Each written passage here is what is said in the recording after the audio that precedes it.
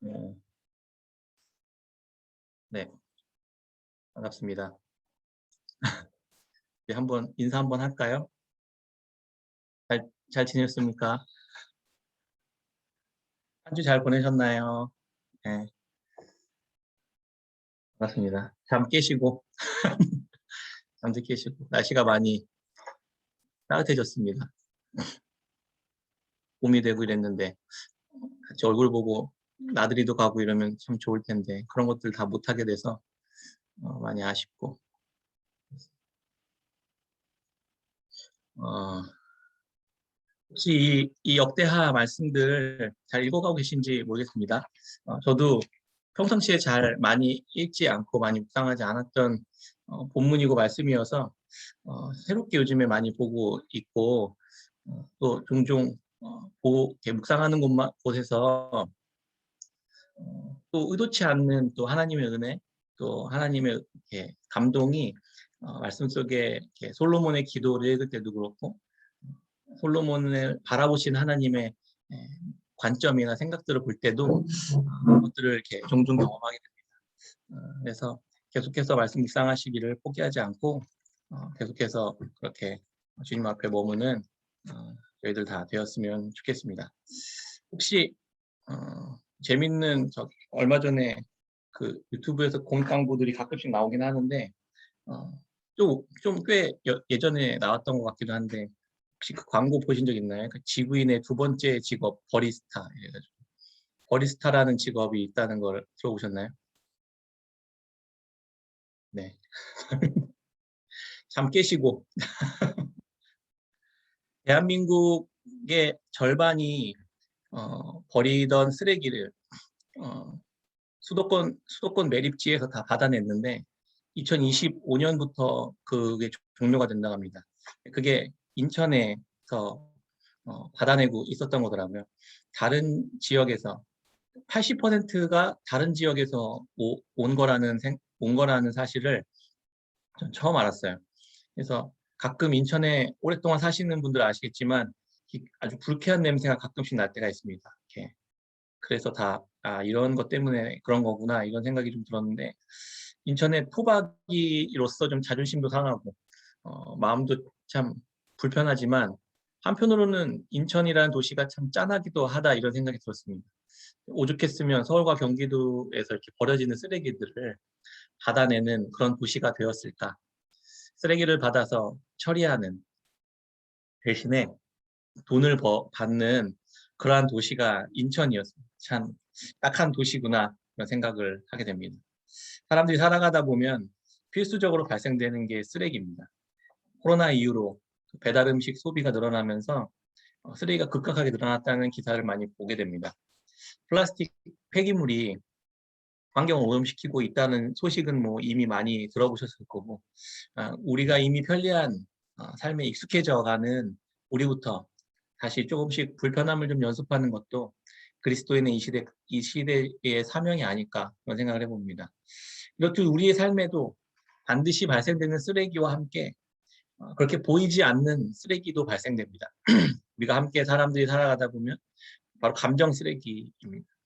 다른 이들에게 받은 좋지 않은 감정과 또 스스로 만들어내는 짜증과 불평, 원망, 미움, 분노 이런 감정 쓰레기들이 우리가 살아가는 어, 네? 이걸 가져가. 우리가 살아갈 때 각자의 사정에 의해서 그런 쓰레기들이 또 발생되죠. 그러면 우리가 쓰레기 매립지에다가 잘 갖다가 버려야 하는 것처럼 우리 안에 이렇게 발생되는 감정 쓰레기도 잘 버려야 우리의 마음과 생각이 더러워지지 않고 새롭게 될 수 있는 겁니다. 어, 아무데나 매립지에다 잘 버리지 않고 아무데나 방치하거나 아무데나 버리면 자기뿐만 아니라 함께 있는 또 다른 이들에게까지 그 피해가 고스란히 전달됩니다. 악취가 나고 벌레가 생기고 병이 생겨서 모두 함께 심각한 피해를 겪는 경우를 자주 봅니다. 대부분 이런 감정 쓰레기가 생기면 가장 쉬운 방식이 무단 투기하는 거죠. 아무 때나 생기는 대로 그냥 던져버립니다. 상대방은 무방비 상태로 테러를 당하는 것과 같은 효과를 받습니다. 사춘기 아이들이 부모들에게 아무 때나 신경질과 짜증을 부리고, 부모들은 아이들에게 연약하고 만만하니까 또 위협하고 또 폭력을 행사하기도 합니다. 어린아이들을 이 학대로 죽어가는 그러한 이야기들도 많이 듣고 그런 것 같습니다. 가까운 가족들에게뿐 아니라 또 바깥에서도 함부로 투기하는 일들이 많이 일어나고 있죠. 그래서 묻지마 폭행이나 요즘에 인종차별 같은 걸로 인해서 폭행들이 많이 또 심해지고 있는 것들을 봅니다. 이런 것들이 다 무단 투기하는 거 아니겠습니까? 디지털 세상이 되면서 SNS나 채팅이나 이런 다양한 채널들로 알게 된 또 그런 사람들 속에서 벌어지는 일들도 또 많이 벌어지고 있는 것 같습니다.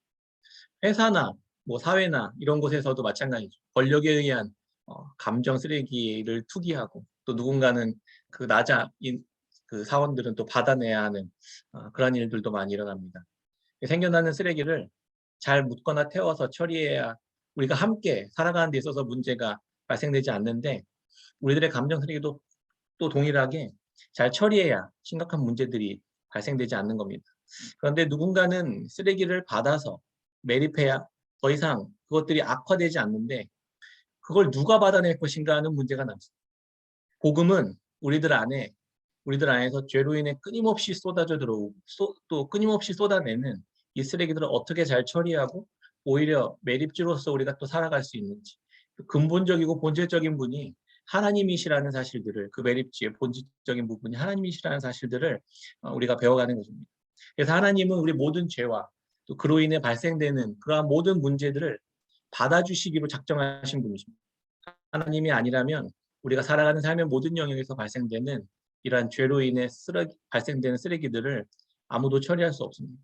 서로 그래서 계속 다툼과 분열과 미움과 죽임과 폭력만 난무하는 세상이 될 것입니다.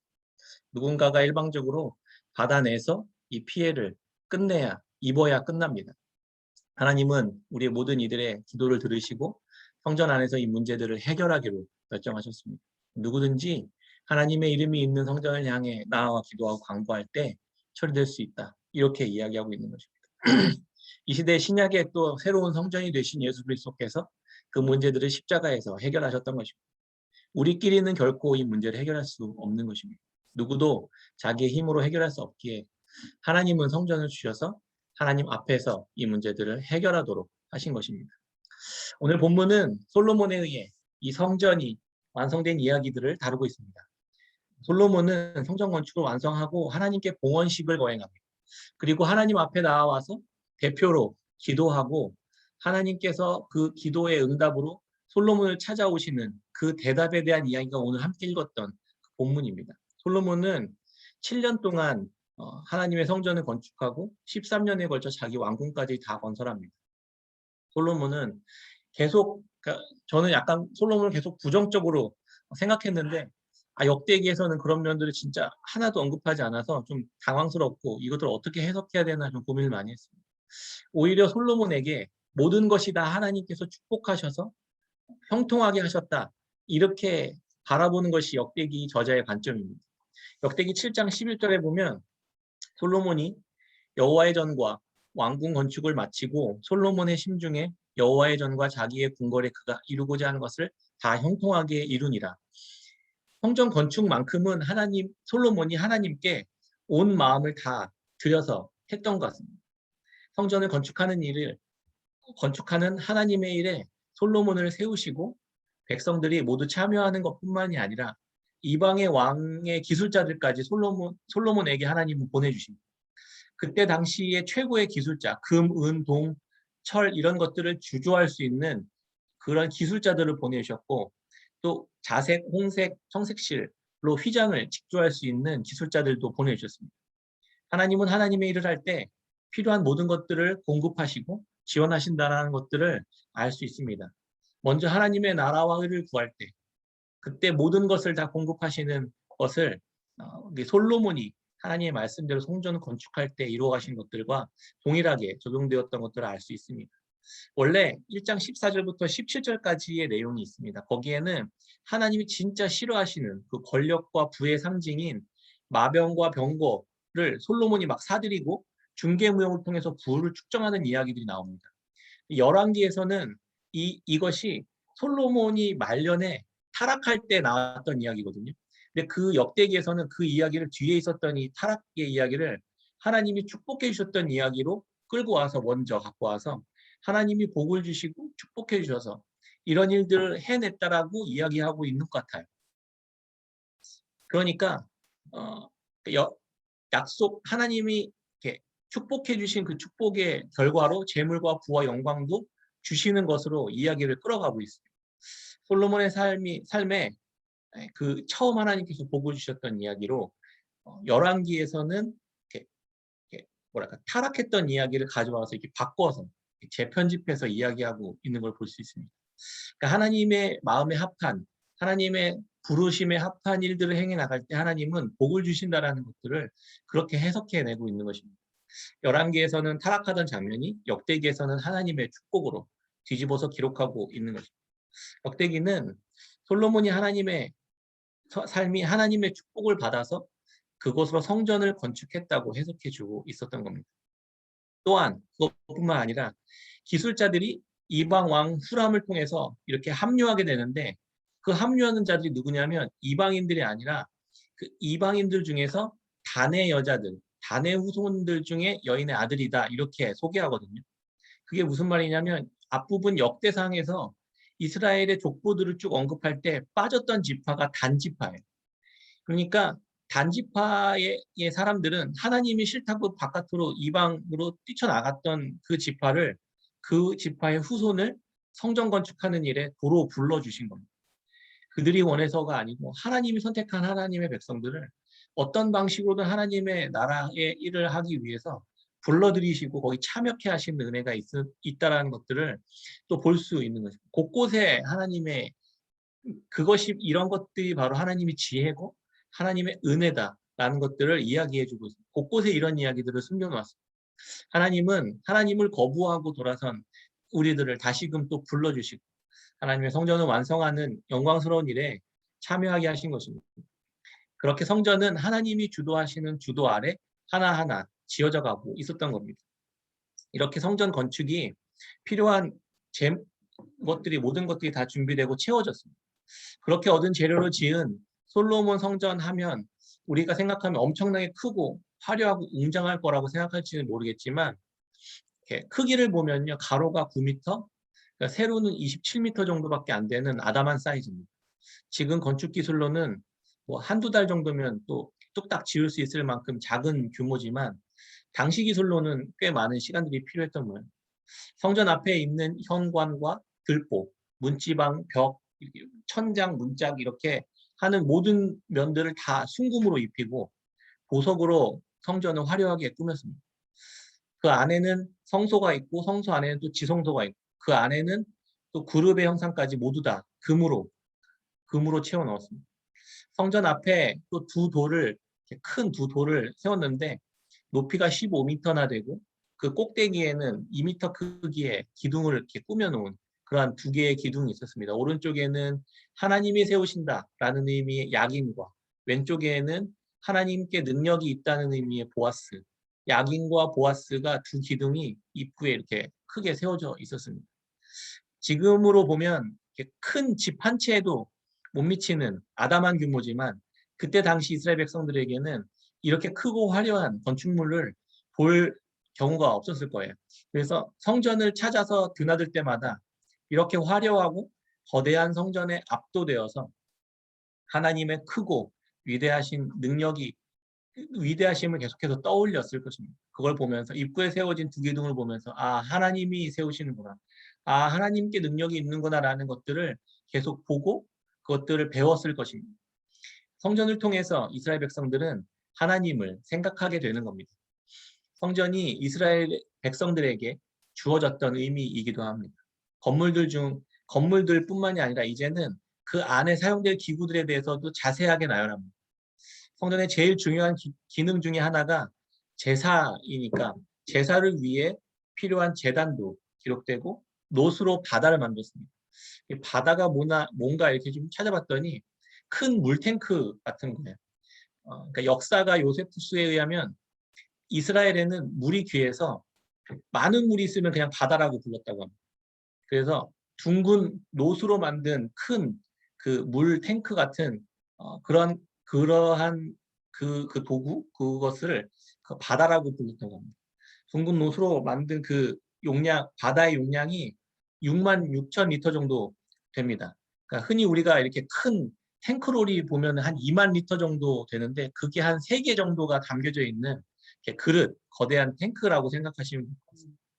그 거대한 대접에 물이 받쳐져 있고 그 아래 노수로 만든 송아지가 12마리가 동서남북 방향으로 이렇게 받쳐 메고 있는 이렇게 모양을 하고 있는 겁니다. 이 바다의 용도는 제사장들이 씻기 위한 용도다 이렇게 알려주고 있거든요. 그러니까 성전은 제사장들이 몸을 씻어서 정결케 하고 있어야만 하는 곳인 거죠. 늘.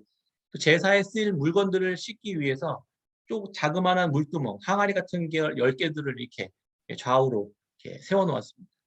또 규례대로 금으로 등잔대 10개를 만들어서 성소를 늘 밝게 비추도록 하고 있었고 진설병상 10개, 금대접 100개, 솥, 부삽, 대접 이렇게 제사를 지내기 위한 도구들도 이렇게 다 채워져 있었습니다.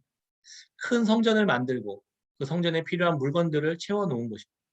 성전 안에 제사를 위해 필요한 물건들을 만드는 모습들을 보면서 성전으로 찾아올 이스라엘 백성들에게 이것들이 무슨 의미로 다가갈 수 있었을까 생각해 보았습니다. 성전은 이스라엘 백성들이 하나님을 기억하고 찾아와서 만나는 곳입니다. 죄의 문제를 해결하고 또 제사를 지내는 곳이었습니다.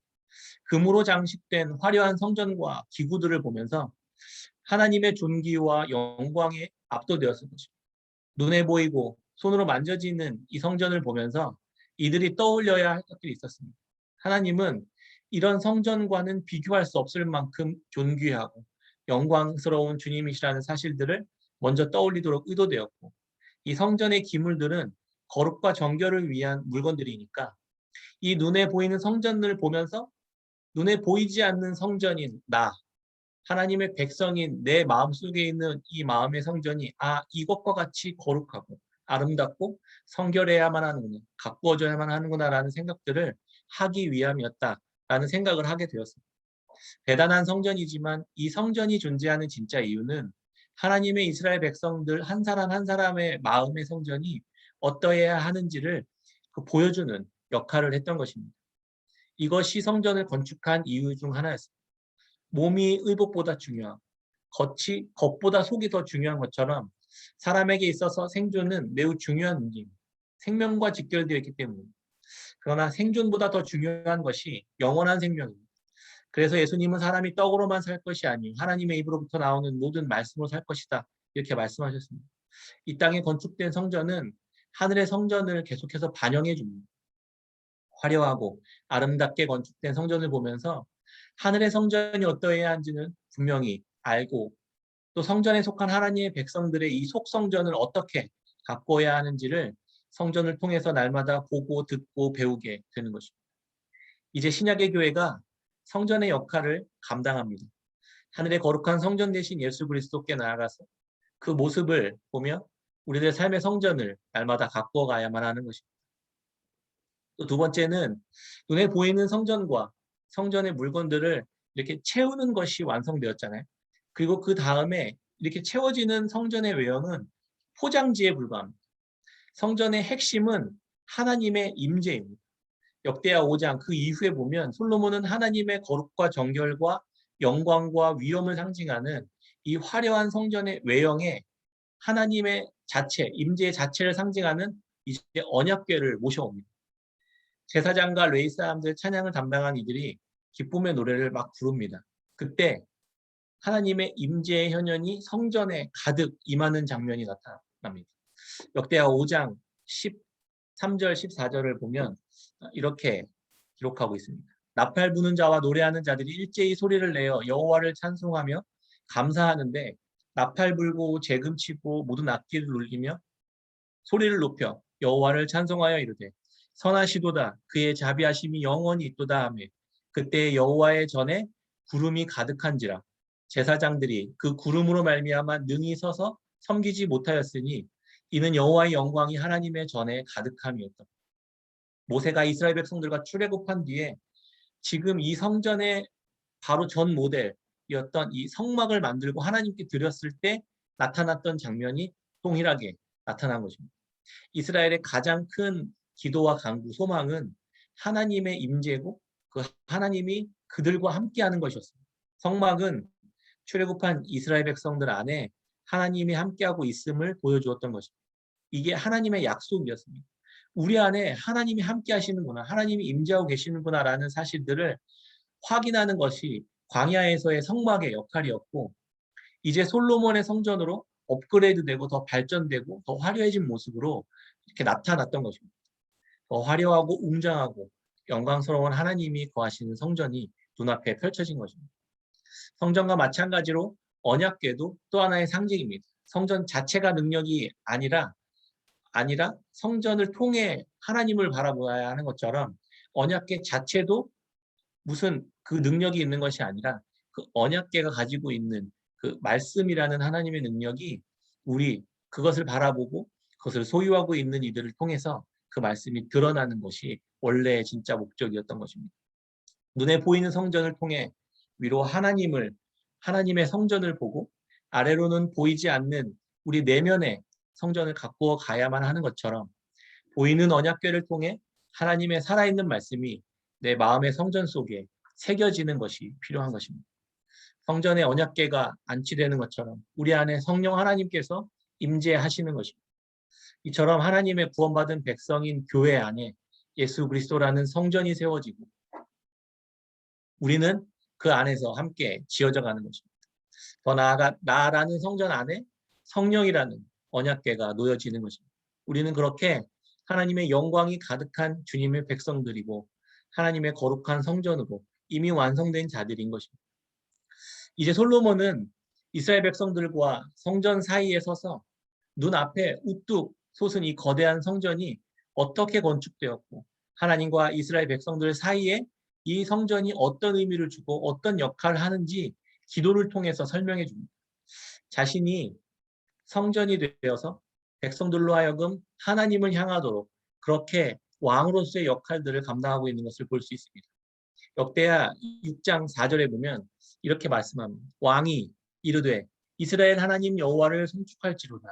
여호와께서 그의 입으로 내 아버지 다윗에게 말씀하신 것을 이제 그의 손으로 이루셨도다. 솔로몬은 이 성전은 하나님의 손으로 이루셨다 이렇게 고백합니다. 근데 잘 보면 그 모든 일들, 실제 그것들을 감당했던 모든 일들을 땀을 흘리고 애쓰고 수고하고 돈을 들였던 모든 것은 다 솔로몬과 이스라엘 백성들과 하나님이 이렇게 수원해 주신 이방 사람들이 다 땀 흘려 지은 거거든요. 그런데 솔로몬의 고백을 잘 들어보면 이 모든 것이 여호와의 손으로 이루신 것입니다 라고 고백했다는 거죠. 하나님 믿는 자들의 삶은 모든 일들을 이렇게 이해하고 대합니다. 솔로몬은 아버지 다윗이 다 만들어 놓은 재료들로 그것으로 일을 했습니다. 그것도 하나님께서 미리 준비하셨기 때문에 가능했다. 자기의 지혜와 지식으로 부와 재물과 영광을 얻었습니다. 그러나 그것도 하나님이 주셨기에 가능한 것입니다. 성전을 지을 모든 재료, 시간, 지혜, 보호하셨던 안전, 이 모든 것이 하나님이 공급하지 않으면 불가능한 것이다. 이렇게 고백한 것입니다. 우리가 땀 흘려 얻은 것들, 내가 수고해서 얻었다고 생각되는 이것들은 모두 하나님의 도우심과 공급하심이 또 돌보심이 아니었더라면 아무것도 이룰 수 없는 것입니다.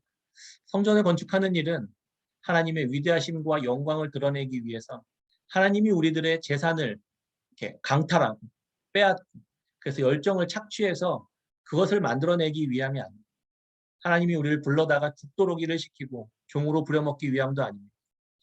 애초에 성전은 하나님을 담아내기에는 너무나 초라한 작은 건물에 불과했습니다. 솔로몬도 그것을 알고 있었습니다.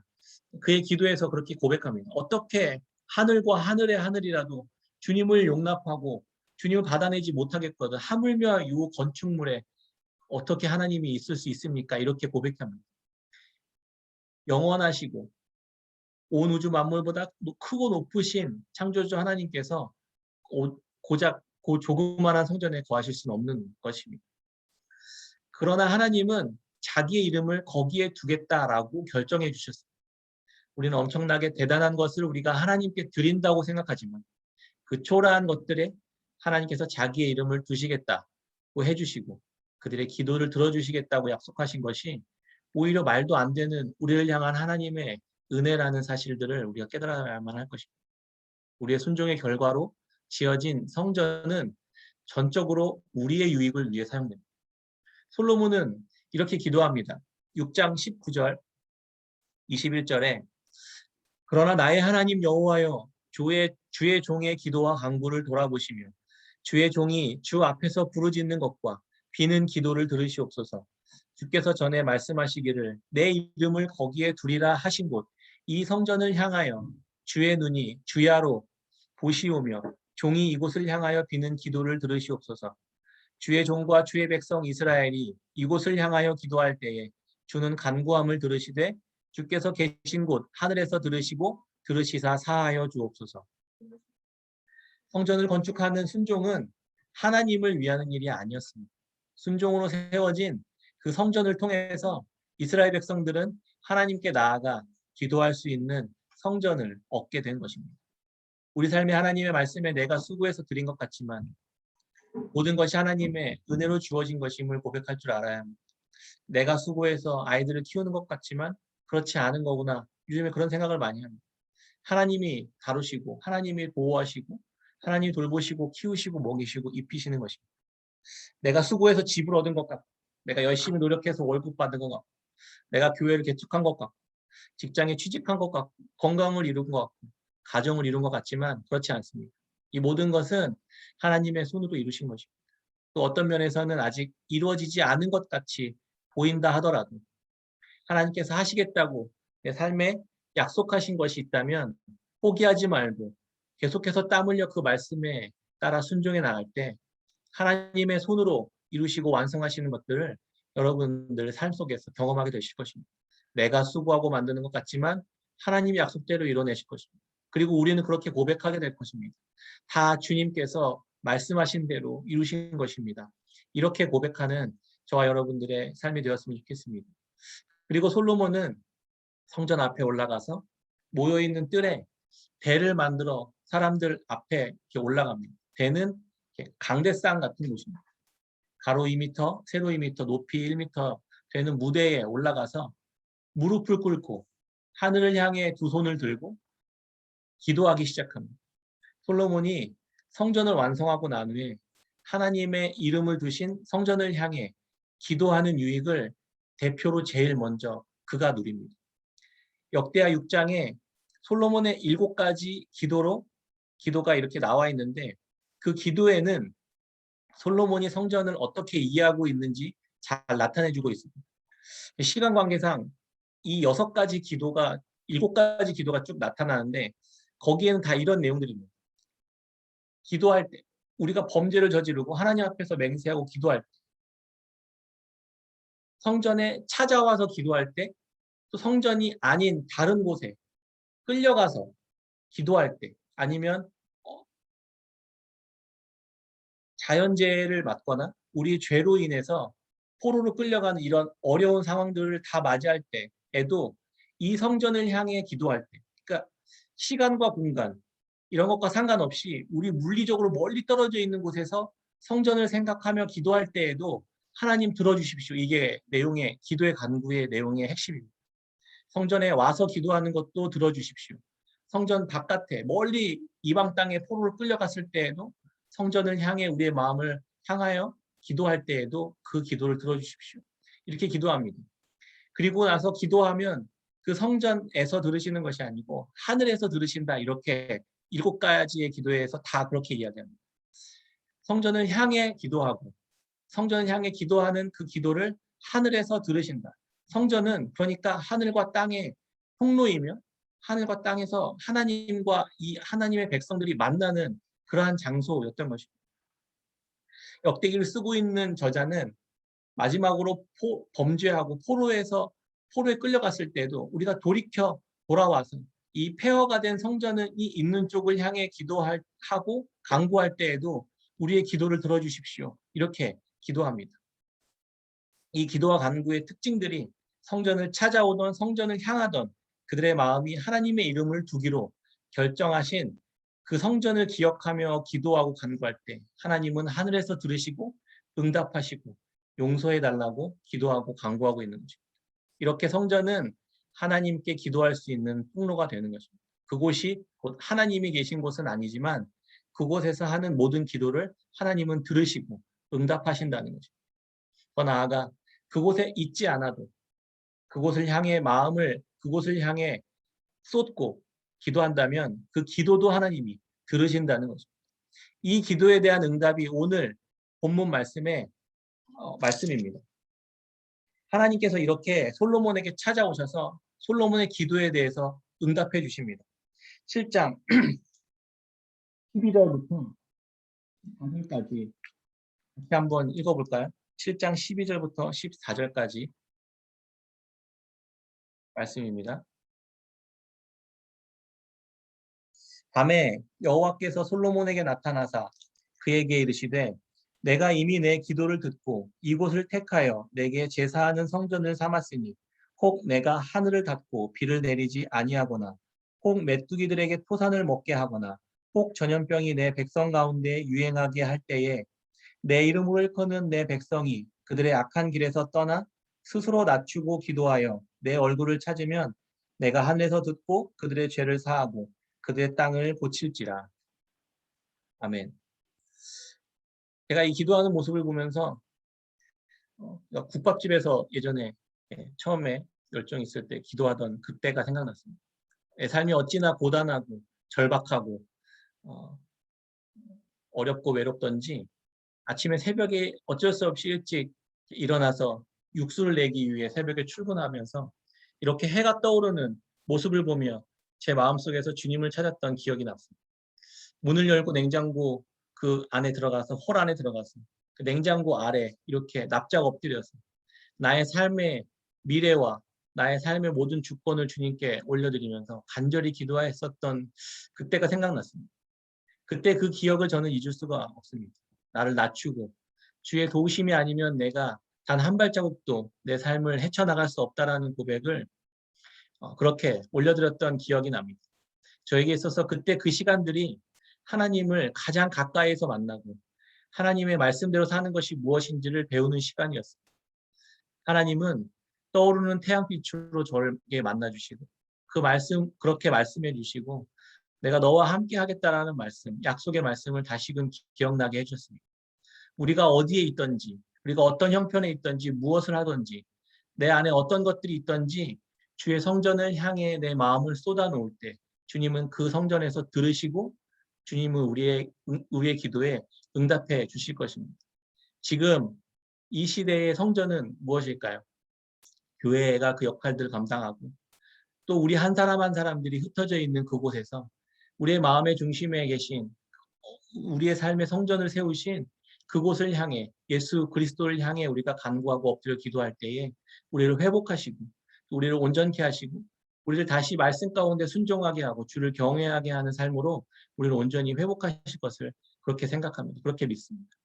우리가 흩어져 있는 그곳에서 오늘 말씀을 생각하고 솔로몬이 주님 앞에 성전을 향해 기도하고 간구했던 그 기도 제목처럼 우리가 주님 앞에 올려드리며 그렇게 기도하고 간구할 때 주님은 들으시고 예수 그리스도 안에서 들으시고 우리의 기도에 응답하실 것을 믿습니다. 우리가 어떤 상황에 있던 어떤 환경에 있던 상관없이 우리 마음속에 있는 그 어떤 기도의 제목들을 다 주님 앞에 온전히 다 쏟아놓고 간구하고 기도할 때 주님은 우리를 다시금 회복하시고 또 최종적으로는 주의 법을 따라 행하는 삶으로 우리를 인도하시고 온전케 회복하실 것을 기대합니다. 우리 모두가 다 그렇게 하나님 앞에 기도하고 간구하고 하나님 앞에 모든 마음들을 쏟아 부을 줄 아는 그러한 예배자, 그러한 기도하는 사람들, 그러한 성전을 소유한 자들로 살아가는 저와 여러분들 다 되시기를 주의 이름으로 축복합니다.